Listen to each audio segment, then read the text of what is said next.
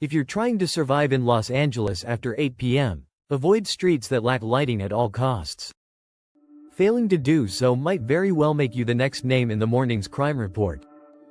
As night falls, Los Angeles sheds its glamorous image, the one seen on postcards and in movies, and transforms into a city cloaked in fear and darkness. The brightness disappears, replaced by shadows creeping through every alley and across every street corner.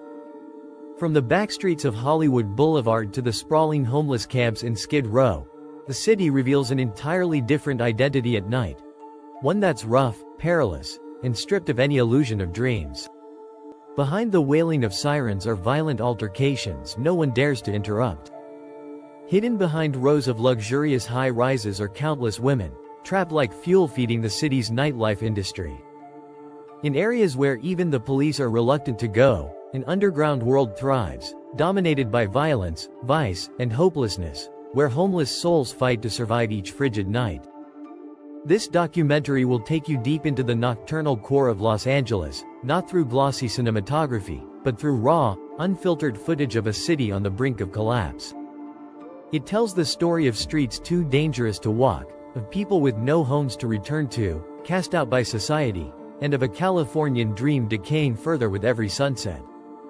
Have you ever been warned about Figueroa Street?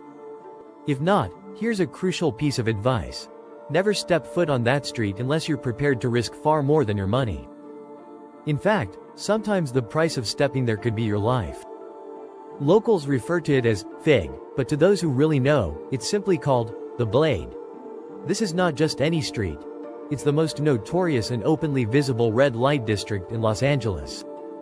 Right in the heart of this bustling metropolis, a parallel world operates under its own set of rules. Though quiet, it is anything but hidden. The United States is estimated to have around 2 million sex workers, with California leading the nation. Along Figueroa Street, transactions occur in broad daylight, from early morning through the next dawn. Once done in secrecy, such activity is now conducted openly, thanks in part to recent policy changes that make it difficult for police to arrest individuals loitering suspiciously. Public spaces have effectively become performance stages for the city's illicit nightlife. But this is only the surface. Behind the scenes is a highly organized system that runs like a factory line, complete with recruiters, handlers, trainers, collectors, and the exploited. Some workers report earning between $1,000 and $1,500 per night, or as much as $10,000 per week with steady clients. One individual reportedly served up to 140 customers in a span of just 3 days. This figure isn't a badge of honor. It's a grim reflection of the inhuman workload they endure. To cope with such extreme hours, many rely on substances to stay awake, with 72-hour shifts being disturbingly common. Even more alarming is the involvement of minors, some as young as your own children or grandchildren, who have been pulled into this dangerous world. One woman shares her story. "I started when I was 17. I'm 28 now. That's 11 years of living in darkness, cycling through various handlers, some who offered clothing and protection, others who used threats and emotional abuse as control. It may sound unreal, even chaotic, but it is a painful reality in this very city. All of it begins after 8 p.m., when streetlights are too weak to pierce through the personal darkness of each passerby. Unspoken rules supposedly exist among protection groups. No underage exploitation, no violence to force someone to stay. But the line between choice and coercion is often blurred. Sometimes it's just a rent increase of a few $100s that pushes someone into the game. Many say they don't want to do this forever, but when survival becomes a hustle, breaking free feels nearly impossible. They call it the game, a gamble where the odds are always stacked against those involved. No matter how the dice land, the women selling illusions under the glow of street lamps always come out losing. Local residents express increasing discomfort over the constant presence of such activity. Safety isn't the only concern. Schoolchildren often have to walk past scenes even adults struggle to process. Community organizations have warned that unless there's meaningful reform in the mental health system and trust is rebuilt with vulnerable populations, even those who want to escape this life won't know where to begin. Nighttime in Los Angeles is more than neon lights and rooftop parties. It is also filled with isolated figures waiting in the dark for a call, a decision, or just the end of another shift. While the city races toward dreams of innovation, real estate, and sustainability, these women must trade their lives just to stay alive. So what truly defines a civilized city? Is it relentless development, or is it the ability for every individual to live with dignity? If you drive through Los Angeles, from downtown to Venice Beach, from the financial district to quiet suburbs, you'll eventually see someone experiencing homelessness. It's not just in your mind, it's real. They're in elevators, under bridges, in old vehicles, or wherever they can find rest for the night. This wasn't always the case. Homelessness used to be isolated to a few pockets of the city. Now, it's everywhere. What frightens people most isn't the sight itself, but the fragile realization of how close we all are to ending up the same. Many know that a single missed paycheck could be the tipping point. From under makeshift tents built with tarps, scrap metal, and cardboard, residents of these camps can look up at the glimmering lights of luxury condos. Units that now sell for over $800,000 on average. That contrast isn't just visual, it's symbolic. It reflects a deeper societal breakdown eating away at the core values of Los Angeles. Yes, the GDP is rising. Yes, unemployment is dropping. But economic growth is not shared equally. Since 1980, the top 1% have claimed an ever larger share of global wealth, while nearly half the world remains impoverished. Today, around 150 million people globally are homeless, and 1.6 billion live in inadequate housing. These aren't warnings anymore, they're hard facts. The primary cause is simple yet devastating. Rental prices keep soaring, while wages remain stagnant. In America, renting a standard apartment requires an income of at least $16.35 an hour, double the federal minimum wage. For people working in service, transport, or construction, that number is out of reach. When there's not enough money for housing, a tent becomes the last refuge. No one chooses to live in a tent. Many are forced to do so because all other doors have closed. But there are solutions.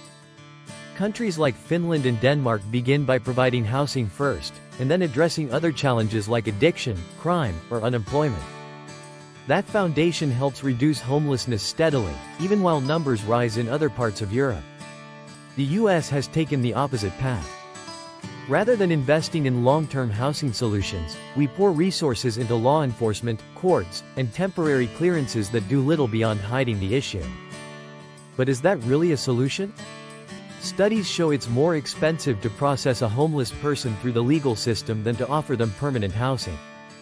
Yet, we continue with eviction efforts like the one along the Santa Ana River, where over 1,000 people were displaced, and just a few dozen temporary beds were provided. That means losing shelter with no replacement. It's time to stop seeing Los Angeles as an outlier and start recognizing it as a reflection of a national crisis. Homelessness is no longer someone else's problem, it's happening everywhere.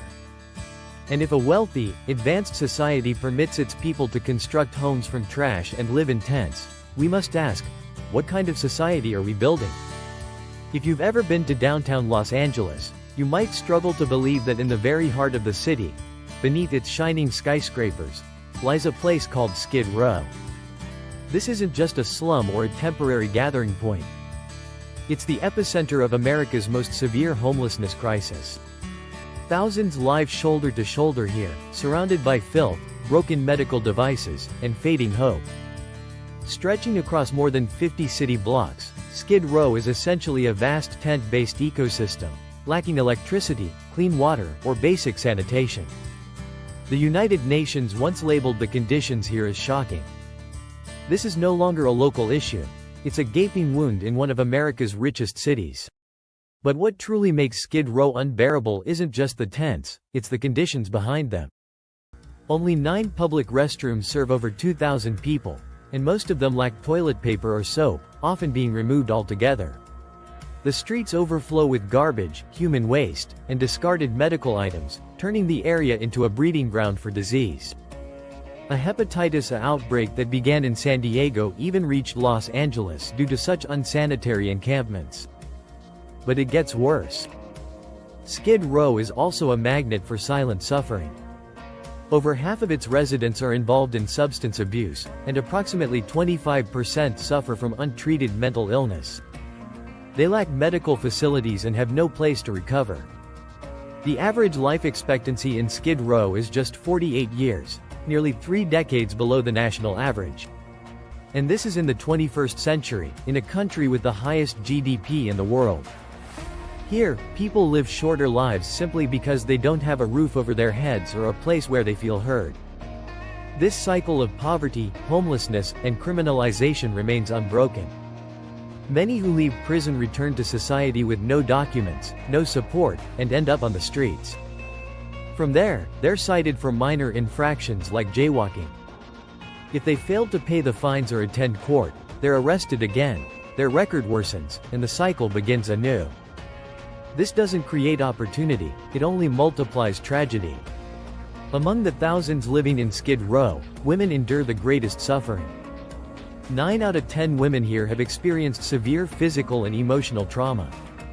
Many report being automatically associated with the sex trade simply because they are women surviving on the streets. Even when all they want is a chance to live, they're forced to learn self-defense, sometimes even becoming aggressive toward others, just to protect themselves.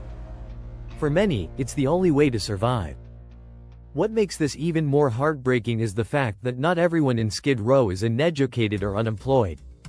Some were once nurses, college graduates, or even had relatives who were well-known politicians. Yet when rents in Los Angeles have risen by 28% over the past 15 years and average incomes have dropped by 8%, even a single job loss or health emergency can force someone into homelessness, with no safety net to catch them. It's not that the city lacks resources. A few years ago, a $1.2 billion housing project was approved to build 10,000 affordable housing units over 10 years. But public resistance under the "not in my backyard" NIMBY mindset has delayed progress. Meanwhile, funding for police operations to remove homeless camps continues to rise, despite research proving that such measures are costlier than investing in permanent housing. Still, the blame continues. Society labels the homeless as burdens, as lazy, or as failures. But how many people have ever tried surviving a single day without a home, identification documents, employment, or even the basic respect of being acknowledged? Skid Row is not merely a local issue. It's a stark symbol of a collapsing humanitarian system. When a society focuses solely on economic growth and forgets those left on the streets, its metrics of success become meaningless. When night falls in Los Angeles, streetlights do little to erase the creeping sense of danger that spreads through the narrow alleys. Some areas come with whispered warnings among residents. Don't go there after 9 p.m. It's not just fear, it's the harsh understanding that if something were to happen, help likely wouldn't come. Many residents have stopped calling 911, not because they don't need assistance, but because they've lost faith that anyone will respond. Some neighborhoods, especially those near large tent encampments, have become what locals refer to as gray zones, places where legal protection is weak and social order feels broken. People living in these zones report that even healthcare workers and police officers have advised them to avoid certain streets at specific hours. These aren't just warnings, they're signs that the system is slowly retreating from its responsibilities. In these voids, where institutions have withdrawn, anything can happen after dark. Screams in the night become background noise. No one checks. No one investigates. Petty thefts, intimidation, and harassment happen in the shadows, behind tarp-covered tents, while pedestrians pass by like ghosts. How did it come to this? Is the rise in crime simply due to population growth or budget cuts? Partly, yes. But at its core, this crisis reflects the silent collapse of systems meant to protect the vulnerable. For years, instead of funding long-term solutions like permanent housing, community mental health centers, or early intervention programs, authorities have relied on reactive tactics, clearing encampments, deploying temporary patrols, and erecting short-lived barricades. Then the process starts again. But as every Angelino knows, you can't stop a storm with a torn umbrella. Crime, injustice, silence. These issues aren't caused by a lack of intelligence or financial resources. They persist because society has become too accustomed to patching over its problems with indifference instead of rebuilding with courage. If entire neighborhoods have been abandoned by the system, who will step up? How many more people must suffer in the shadows before we decide to bring the light back? In some areas of Los Angeles, even the police, those regarded as the final shield of protection, avoid patrolling at night. It's not because they're negligent, but because the system is stretched thin, weakened, and often powerless. After dark, certain streets no longer feel like they're part of the same city. These are the underground zones where emergency calls are deprioritized, streetlights remain broken, and cries for help go unanswered. A resident in South Central once said, "After 8 p.m., you're on your own. If something happens, you'd better handle it yourself. Because the police may not come at all." In neighborhoods like Skid Row, Westlake, or the darker parts of Venice Boulevard, nighttime incidents are often ignored. Limited resources and safety concerns lead first responders to avoid these areas unless it's a high-priority emergency. Internal reports have shown that some locations are intentionally bypassed during night shifts, creating power vacuums. In these places, lawlessness is enforced by shadow figures, and the most vulnerable are left completely unprotected. A night delivery driver once shared that he always kept a chain and a heavy flashlight in his vehicle, not to fend off criminals, but to defend himself from what might happen in areas no one dares enter. This issue is not about assigning blame. It raises a much larger question. If the entire protection system has withdrawn, who's left to safeguard the people? If some streets are no longer governed by law, can we still call them part of a civilized city? Amid the broken pavement and trash-littered camps, children are growing up, not in warm homes or safe schoolyards, but surrounded by needles, ambulance sirens, and sleepless nights with no electricity or beds.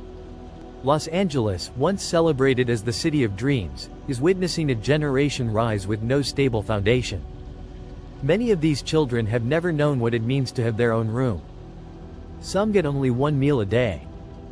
Others are forced to learn how to survive long before they learn the alphabet. A recent survey identified more than 23,000 students in the Los Angeles Unified School District as homeless. That means in almost every classroom, there may be at least one child with no home to return to. Despite these grim circumstances, these children still carry within them a fragile yet powerful light, a determination to grow, like seedlings pushing through barren earth. They don't seek privilege. They just want to be seen, heard, and protected. But are we doing enough to honor their resilience? Or are we letting these young souls grow amidst garbage, cold, and societal neglect? The glamorous image of Los Angeles seen around the world, the neon lights of Hollywood Boulevard, influencers basking on Santa Monica Beach, blockbuster premieres at the Dolby Theater, is just a carefully chosen snapshot. Outside the camera's frame lies another city entirely. No one live streams from Skid Row during a downpour. There are no trendy vlogs capturing the 3 a.m. screams from a dismantled tent. Tear-streaked faces, shivering hands, and the sound of hunger and fear don't make it into tourism videos. There are people among us who live in this harsh reality, but they're rendered invisible every day. In 2024, reports showed an 18% rise in violent incidents involving homeless individuals in Los Angeles. Yet only a small fraction of these events were recorded, because there was no one there to hold a camera, no one willing to stay and document the truth. In a society obsessed with documenting every meal, every smile, every step, what are we leaving behind in the shadows? Those who aren't captured by the lens, do we still hold space for them in our hearts? If every camera turns away, who will bear witness to their pain? Los Angeles was once a beacon of dreams. But now, as the sun sets, it reveals a heartbreaking reality. A city with forgotten people and neighborhoods where no light dares shine. Not all those who suffer are victims of their own choices. Many once held jobs, had families, pursued dreams, only to be abandoned by a system that promised support and delivered none. What hurts the most isn't the sight at the end of a dark alley. It's the helplessness we feel knowing these conditions persist day after day, month after month, in a city hailed as advanced and developed. So, the real question remains. When will we finally see these people as human beings, not problems to be erased? When will we create a system that helps them stand, rather than trying to sweep their presence out of view? If this message resonates with you, please support us by liking, sharing, and subscribing to our channel. Help us continue uncovering the emotional truths of modern America. This video was created to educate and raise public awareness. All information presented comes from verified public sources, media reports, and articles, and reflects multiple perspectives. It is not intended to insult or target any individual, organization, or community. The visuals and stories are meant to shed light on Los Angeles's current challenges and to encourage thoughtful reflection, empathy, and dialogue. We invite you to watch with compassion, not to judge but to understand.